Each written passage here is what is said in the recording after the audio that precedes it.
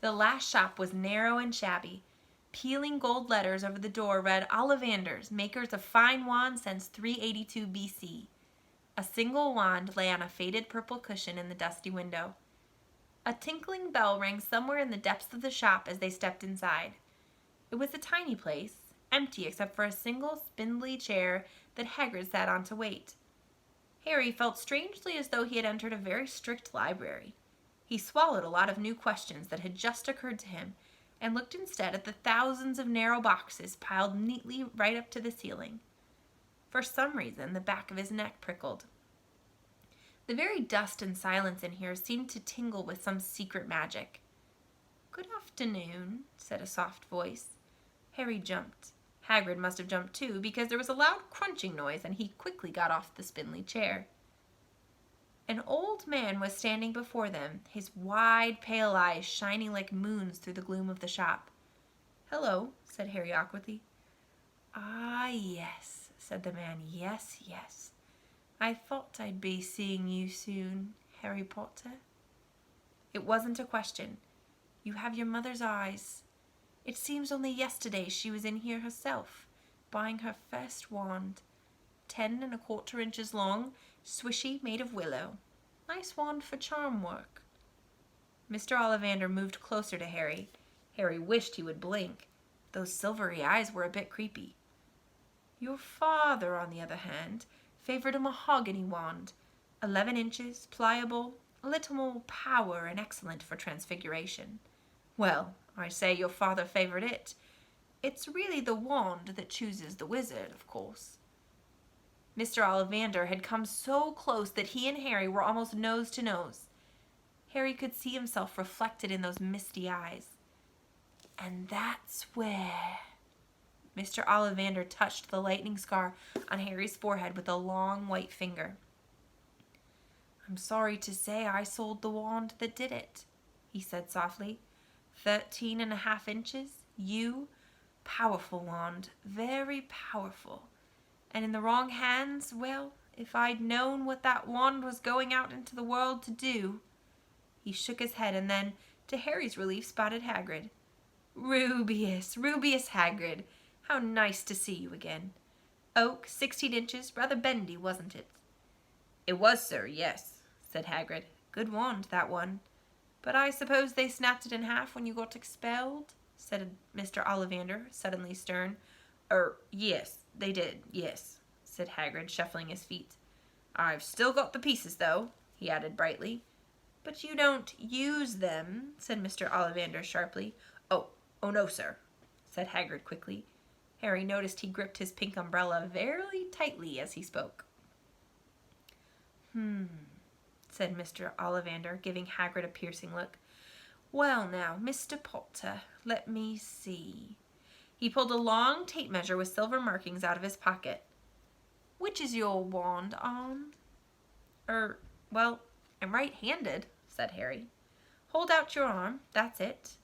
He measured Harry from shoulder to finger, then wrist to elbow, shoulder to floor, knee to armpit, and round his head. As he measured, he said, "Every Ollivander wand has a core of a powerful magical substance, Mr. Potter. We use unicorn hairs, phoenix tail feathers, and the heartstrings of dragons. No two Ollivander wands are the same, just as no two unicorns, dragons, or phoenixes are quite the same. And of course, you will never get such good results with another wizard's wand." Harry suddenly realized that the tape measure, which was measuring between his nostrils, was doing this on its own. Mr. Ollivander was flitting around the shelves, taking down boxes. "That will do," he said, and the tape measure crumpled into a heap on the floor. "Right then, Mr. Potter, try this one. Beechwood and dragon heartstring, 9 inches, nice and flexible. Just take it and give it a wave." Harry took the wand and, feeling foolish, waved it around a bit. But Mr. Ollivander snatched it out of his hand almost at once.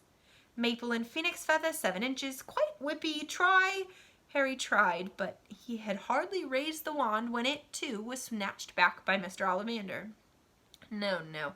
Here, ebony and unicorn hair, 8½ inches, springy. Go on, try it out." Harry tried. And tried. He had no idea what Mr. Ollivander was waiting for. The pile of tried wands was mounting higher and higher on the spindly chair, but the more wands Mr. Ollivander pulled from the shelves, the happier he seemed to become. Tricky customer, eh?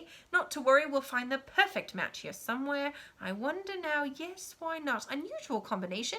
Holly and phoenix feather, 11 inches, nice and supple. Harry took the wand. He felt a sudden warmth in his fingers. He raised the wand above his head, brought it swishing down through the dusty air, and a stream of red and gold sparks shot from the end like a firework, throwing dancing spots of light onto the walls. Hagrid whooped and clapped, and Mr. Ollivander cried, "Oh, bravo! Yes, indeed, oh, very good. Well, well, well. How curious. How very curious." He put Harry's wand back into its box and wrapped it in brown paper, still muttering, "Curious. Curious." "Sorry," said Harry, "but what's curious?" Mr. Ollivander fixed Harry with his pale stare. "I remember every wand I've ever sold, Mr. Potter. Every single wand. It so happens that the phoenix whose tail feather is in your wand gave another feather, just one feather. It is very curious indeed that you should be destined for this wand when its brother, why, its brother gave you that scar." Harry swallowed. "Yes, 13.5 inches, you. Curious indeed how these things happened. The wand chooses the wizard, Potter. After all, he who must not be named did great things. Terrible, yes, but great." Harry shivered. He wasn't sure he liked Mr. Ollivander too much. He paid 7 gold galleons for his wand, and Mr. Ollivander bowed them from his shop. The late afternoon sun hung low in the sky as Harry and Hagrid made their way back down Diagon Alley, back through the wall, back through the leaky cauldron, now empty. Harry didn't speak at all as they walked down the road. He didn't even notice how much people were gawking at them on the underground, laden as they were with all their funny-shaped packages, with the snowy owl asleep in its cage on Harry's lap. Up another escalator, out into Paddington Station, Harry only realized where they were when Hagrid tapped him on the shoulder.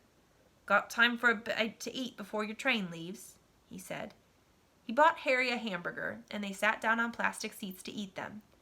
Harry kept looking around. Everything looked so strange somehow. "You all right, Harry? You're very quiet," said Hagrid. Harry wasn't sure he could explain. He'd just had the best birthday of his life, and yet... He chewed his hamburger, trying to find his words. "Everyone thinks I'm special," he said at last. "All those people in the leaky cauldron, Professor Quirrell, Mr. Ollivander. But I don't know anything about magic at all. How can they expect great things? I'm famous and I can't even remember what I'm famous for. I don't know what happened when the night my parents died." Hagrid leaned across the table. Behind the wild beard and eyebrows, he wore a very kind smile. "Don't you worry, Harry. You'll learn fast enough. Everyone starts at the beginning at Hogwarts. You'll be just fine. Just be yourself. I know it's hard. You've been singled out, and that's always hard. But you'll have a great time at Hogwarts. I did. Still do, 's matter of fact." Hagrid helped Harry onto the train that would take him back to the Dursleys, then handed him an envelope. "Your ticket for Hogwarts," he said. "1st of September, King's Cross." That's a train station. "It's all on your ticket. Any problems with the Dursleys, send me a letter with your owl. She'll know where to find me. See you soon, Harry." The train pulled out of the station. Harry wanted to watch Hagrid until he was out of sight.